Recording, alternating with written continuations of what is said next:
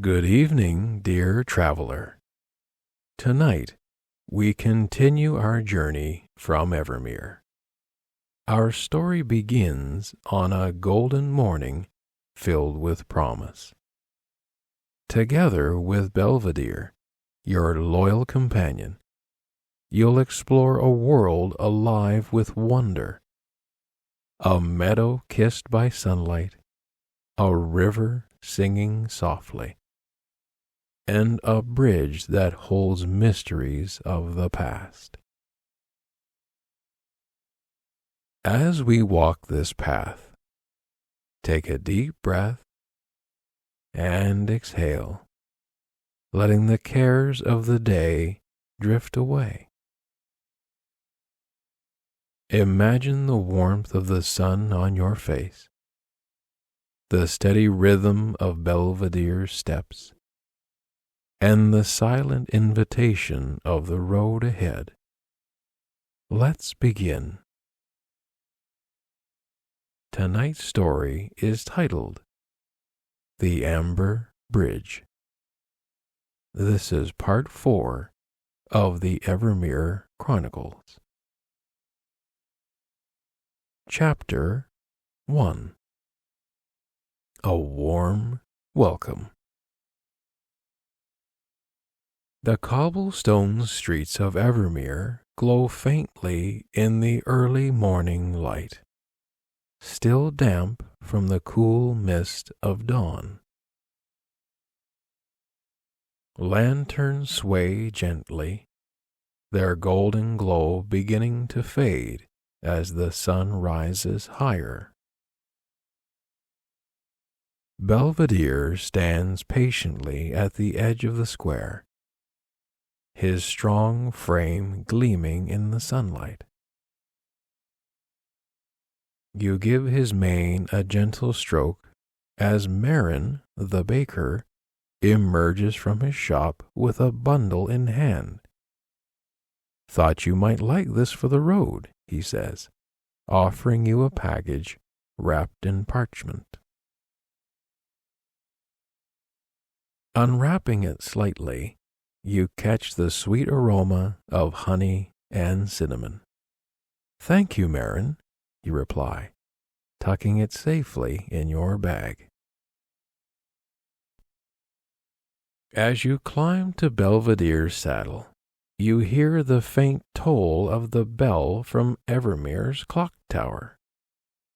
It's a sound that seems to carry the heart of the village, as if it's wishing you well on your journey.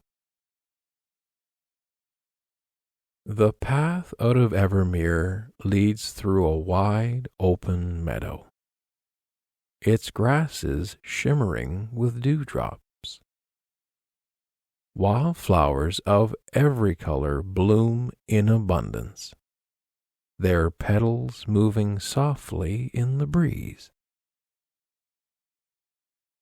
Belvedere walks at an easy pace, his hooves creating a steady rhythm on the dirt path. You inhale deeply, the air rich with the mingling scents of fresh earth, sweet blossoms, and a hint of the river ahead. With each step he takes, Evermere fades to the horizon behind. As you ride, a family of deer appears in the distance, their movements graceful and unhurried. Belvedere is not fazed, rather observant. They pause briefly, as if observing you, before disappearing into the tall grass. The sight fills you with a quiet awe, and you smile. The meadow gives way to a forest, its golden leaves glowing in the sunlight. The air here feels different, thicker, quieter, as though the trees themselves are watching over the path.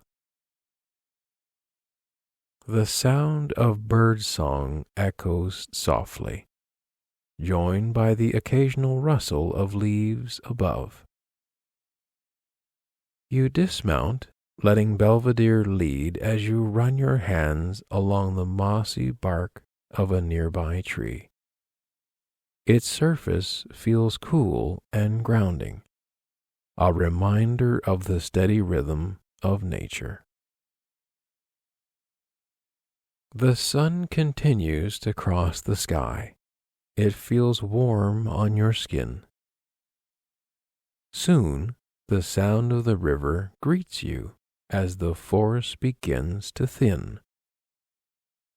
Its melody is gentle, like a song played just for you. "Let's stop here, boy," you say, patting Belvedere's mane. You climb down from the saddle and kneel at the water's edge. Trailing your fingers in the cool, clear stream, its touch is refreshing, carrying with it a sense of renewal. Belvedere drinks deeply, then moves to a patch of sweet clover nearby, his tail swishing contently.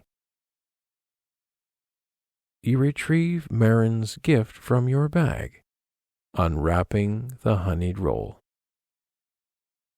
Its sweetness fills your senses with warmth as you savor each bite, paired with a crisp apple from your pack. Looking into the river, you notice smooth stones beneath the surface, their patterns forming shapes that seem almost deliberate. A spiral here, a starburst there. You wonder who else might have knelt by this water centuries before. After a short time, you notice that Belvedere seems refreshed, and together you continue further. Chapter 2. The Amber Bridge. As you continue following the river trail, you recall a story from the locals from the inn that there is a bridge nearby, a day's ride out of town.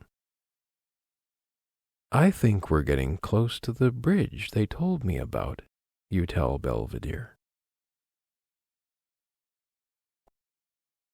Before long, the bridge appears ahead, spanning the river like a graceful arc. Its stone surface glows faintly in the amber light, and intricate carvings adorn its sides, vines and flowers twisting in patterns so lifelike you almost expect them to move. The words of a traveler you met in Evermere come to mind. "The Amber Bridge," they had said, "is older than the village itself. Some say it was built by the first settlers. Others believe it was here long before anyone set foot in these lands." You brush your fingers over the carvings, feeling their grooves beneath your fingertips. Who carved these intricate patterns? Were they simple artisans? Or were they storytellers, leaving behind a language of stone for those who would come after? One motif in particular, a spiral entwined with blooming flowers. It feels oddly familiar, though you can't quite place why.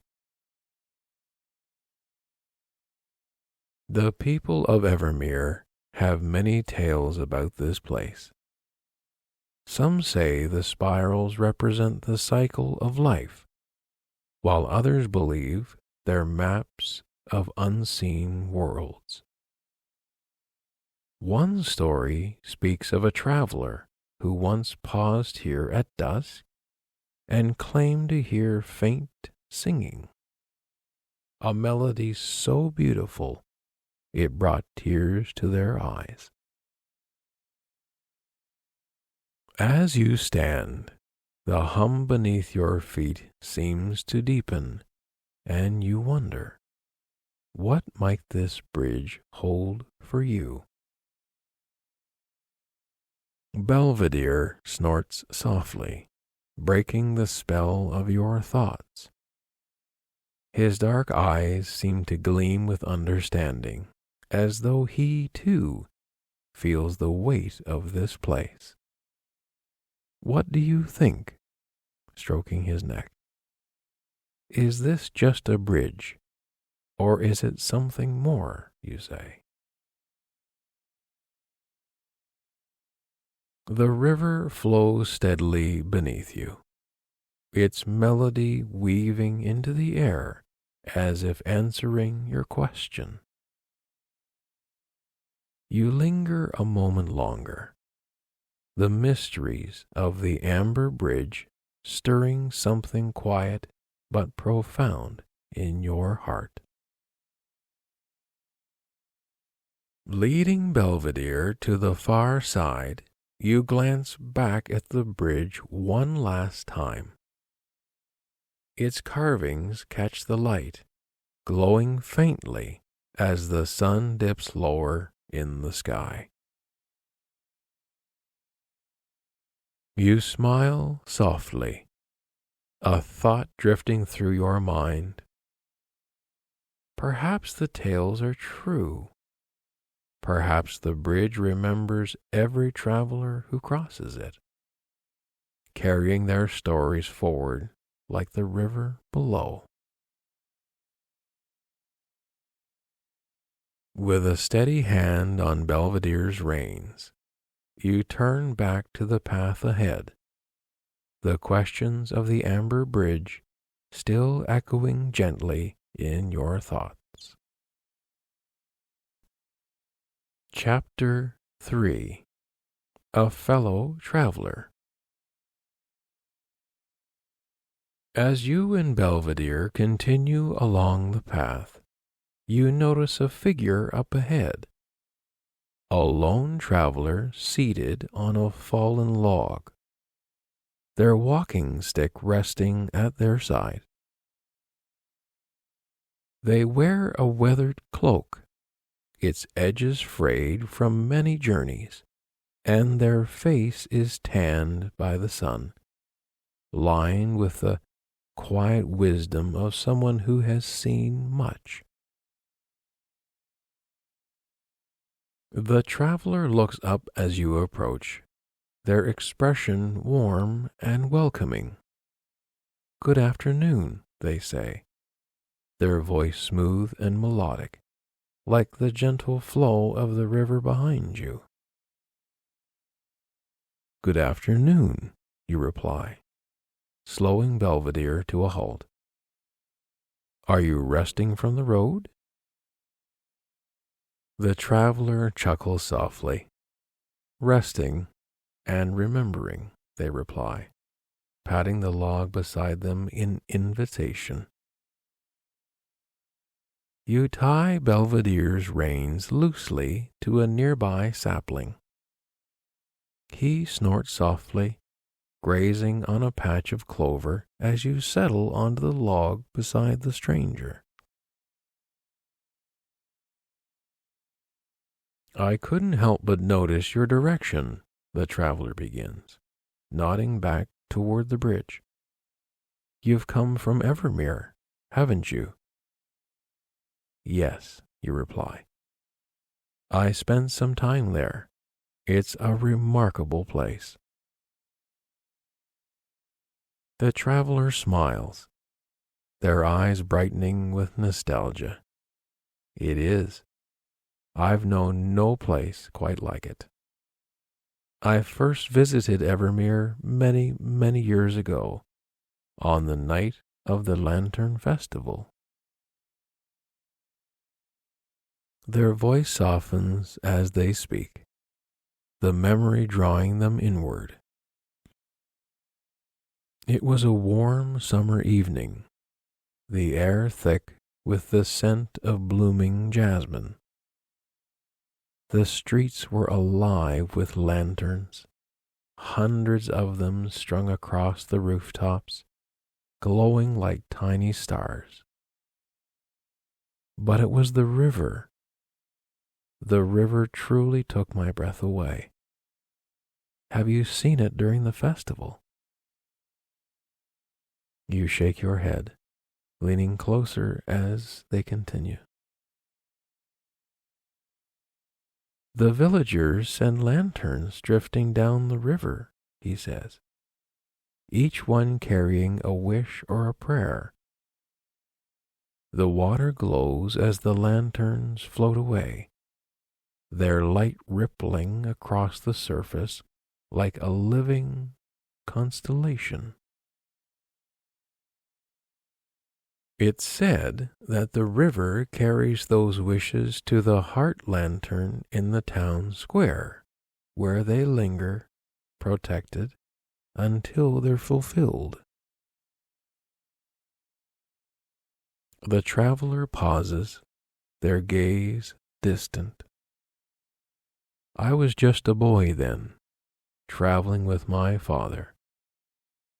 He'd heard of the festival and thought it would be a good lesson in the power of hope. I didn't understand it at first, he says. Why people would trust a floating light to carry something so precious. But then I watched. They smile faintly. I watched the faces of those who sent their lanterns into the river. I saw hope in their eyes, peace in their smiles, and for a moment, it didn't matter if the wishes came true or not. What mattered was the act of believing. The traveler smiled faintly. What about your lantern? You asked gently. Did you send one? The traveler nods, their expression softening. I did. I didn't tell anyone my wish, not even my father. But I can tell you that when I saw my lantern join the others, drifting towards the heart lantern's glow, I felt something I'd never felt before. A connection to something larger than myself. A sense that I was part of a story still being written. The man falls silent for a moment. The only sound, the rustling leaves and the distant murmur of the river. It's been years since I've been back to Evermere, he admits. But sometimes, when the world feels too heavy, I close my eyes and imagine that river, those lanterns, and I remember the lesson my father tried to teach me. What was the lesson? You ask, your voice quiet in the stillness of the clearing. The traveler turns to you, their gaze steady. That hope isn't about certainty, it's about trust. Trusting that even in the darkest time, there's light waiting to guide us. Evermere taught me that, and it's something I carry with me always. The man smiles again, his expression lighter now. Perhaps that's why you're here, he says, gesturing to the path ahead. Evermere has a way of sending its magic along with those who pass through. And who knows, maybe the road will lead you back someday. You rise from the log, brushing the dust from your cloak. Belvedere flicks his tail, glancing back at you as if to remind you the journey awaits. Thank you for sharing your story, you say, meeting the traveler's eyes. It's made me appreciate Evermere even more. The man nods, his smile warm. Safe travels, friend. And if you ever see the river again, send a lantern for me. Comfortable in the saddle now, Belvedere moving on as if reading your mind. You've given the traveler one last nod before continuing on your way. Their story lingers in your mind, weaving itself into your own memories of Evermere, as the golden light of the day stretches onward. It's the late afternoon now. The sun is still bright and warm, and the path opens into a shaded clearing. You settle onto a smooth stone while Belvedere grazes nearby, his tail flicking lazily. Chapter 4. Onward to Discovery. It's the late afternoon now. The sun is still bright and warm, and the path opens into a shaded clearing. You settle on a smooth stone while Belvedere grazes nearby, his tail flicking lazily. The air is warm still, filled with the soft hum of insects and the distant murmur of the river. You eat another apple, savoring its crisp sweetness as time seems to slow. The minutes flowing like the gentle current of the stream. The shadows lengthen as you rise, the day's warmth beginning to soften. Belvedere snorts softly, his ears flicking forward as you climb to the saddle once again. The forest grows quieter, the air carrying the faint scent of pine and earth. The forest opens onto rolling hills bathed in the golden light of late afternoon. You pause atop a gentle rise, gazing at the horizon. It stretches endlessly, promising new stories and unseen wonders. With Belvedere at your side, you feel ready to meet whatever lies ahead. The road calls softly, and you answer, moving forward into the quiet beauty of the unknown.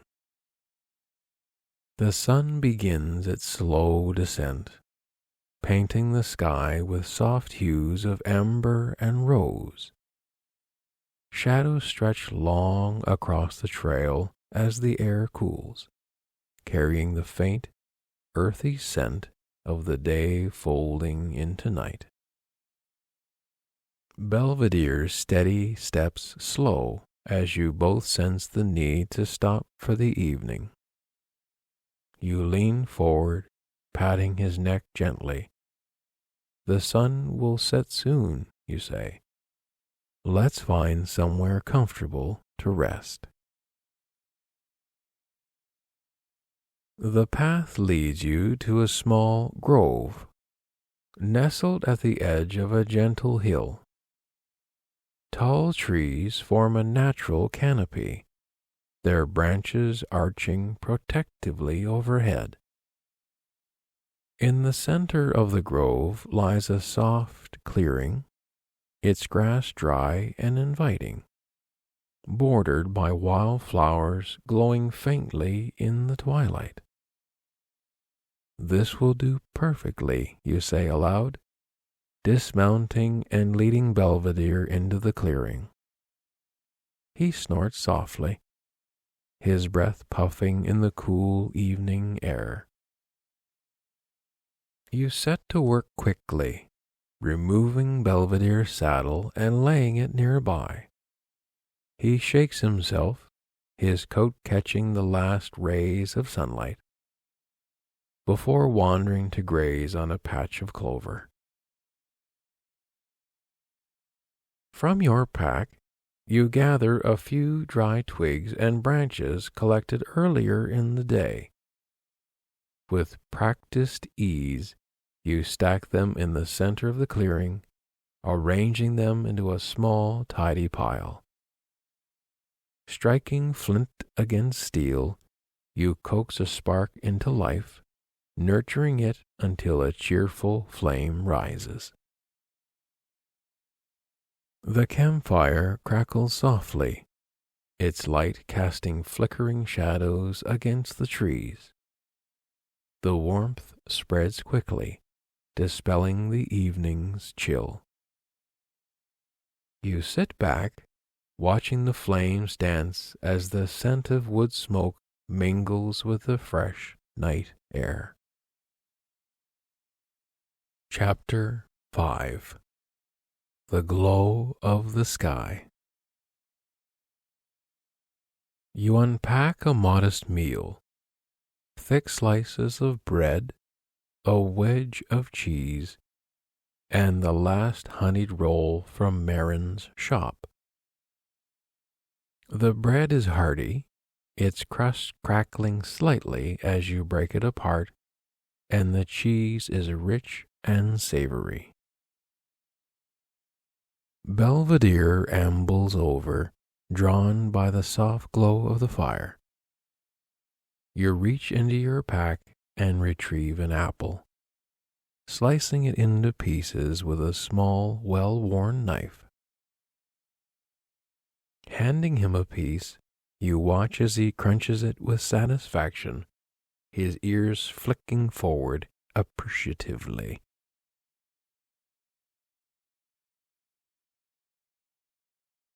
As you eat, the grove falls into a peaceful stillness, broken only by the occasional snap of a log in the fire and the faint rustle of leaves above.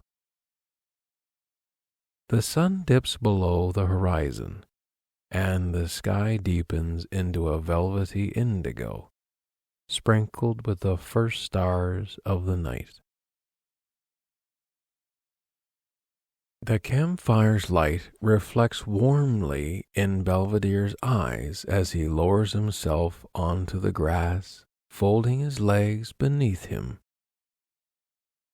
His presence, so steady and familiar, feels like an anchor in the vast quiet of the evening.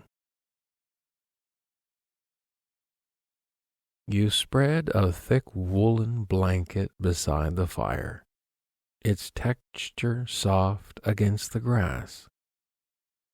Sitting cross-legged, you warm your hands over the flames, savoring the heat. The distant call of a night bird drifts through the grove, adding to the lull of the evening. Pulling a quilt from your pack, you drape it over yourself, its weight comforting as you lie down. The stars seem brighter now, their light mingling with the campfire's glow. "Good night, Belvedere," you whisper, your voice barely more than a breath. He flickers an ear in acknowledgement, his steady breathing blending with the crackle of the fire. The fire dies down to glowing embers, their soft light pulsing gently as if mirroring your slowing heartbeat.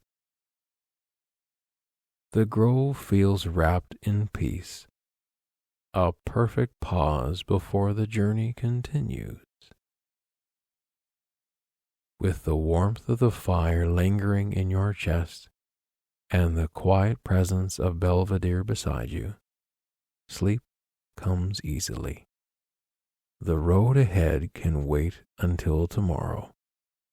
For now, there is only this moment, safe, warm, and timeless. Good night.